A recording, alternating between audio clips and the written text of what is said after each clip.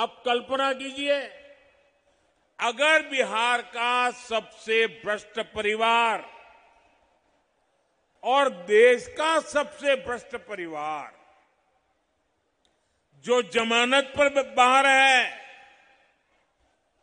ये दोनों अगर सत्ता में होते तो ये पैसे बहनों के खाते में नहीं, एक कांग्रेस आरजेडी के नेताओं की तिजोरी में पहुंच जाते।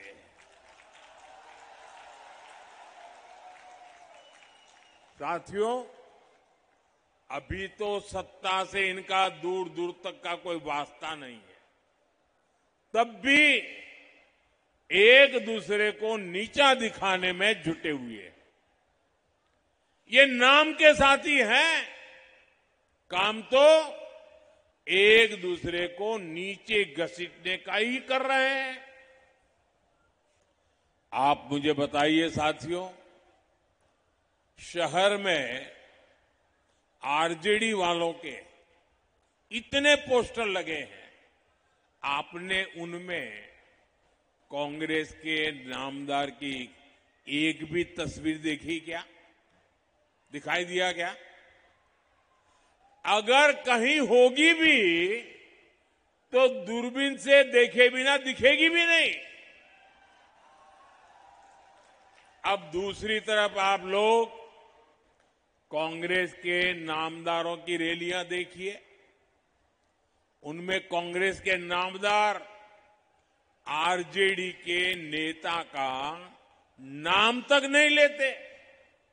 ऐसी छुआछूत कि एक दूसरे का छाया भी उनको अब डर लगता है।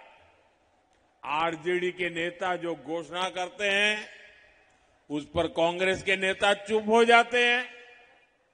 साथियों, असल में बीते कुछ महीने ये कांग्रेस के नेता दावा कर रहे थे कि उनकी पार्टी बड़ी है और आरजेडी तो छोटी पिछलग्गू है। लेकिन आरजेडी वालों ने कांग्रेस के इस अहंकार को चुनौती दे दी, उनके नामदार के अहंकार को चुनौती दे दी और उन्होंने तय कर लिया, मैं तो मरूं तुझे मार करके रहूंगा। ये एक दूसरे को मारने में लगे हैं और कांग्रेस की कनपट्टी पर कट्टा रखकर सीएम पद की उम्मीदवारी चोरी कर ली। अब कांग्रेस के लोग आरजेडी से बदला लेने में जुटे हैं। ये जो कांग्रेस के नामदार है वो काफी समय से गायब है। लोग बताते हैं कि ये तो बिहार आना भी नहीं चाहते थे, उनको जबरदस्ती यहां लाया गया है। लेकिन अब ये उल्टा आरजेडी को ही नुकसान पहुंचा रहे हैं।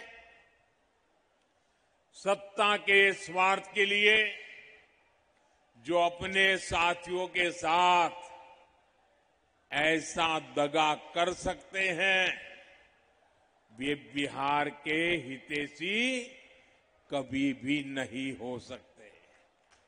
साथियों, मोदी आत्मनिर्भर भारत बनाने के लिए काम कर रहा है, स्वदेशी को बढ़ावा दे रहा है, वोकल फॉर लोकल पर बल दे रहा है। ये जो आप लोग चीजें बनाते हैं ना, मोदी कहता है वो पूरे हिंदुस्तान में बिकनी चाहिए। आप जो चीजें बनाते हैं वो चीजें दुनिया में बिकनी चाहिए। अगर आपकी चीजें देश और दुनिया में बिकेगी तो यहां के लोगों को फायदा होगा कि नहीं होगा?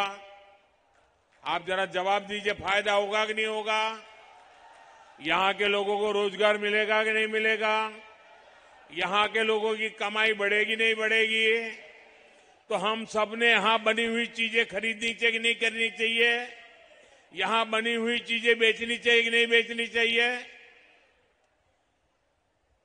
हम दिन रात गांव गांव गली गली जाकर ये कह रहे हैं,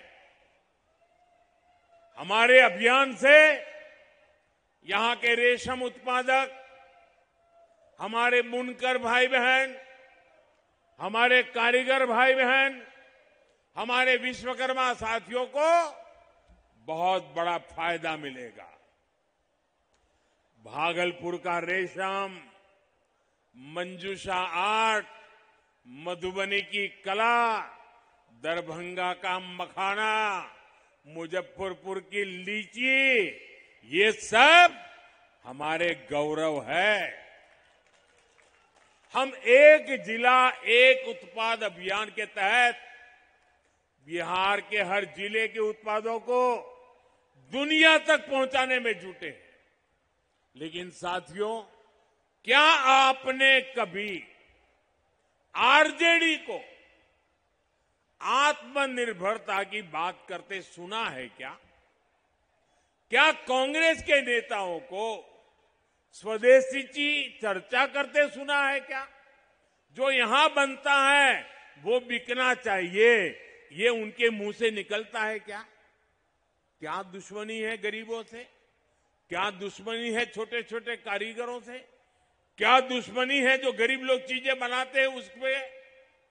आत्मनिर्भरता और स्वदेशी, ये कांग्रेस और उसके साथियों ने उनकी डिक्शनरी में ये शब्द ही नहीं रखा है। जंगल राज की जिस पाठमाला में,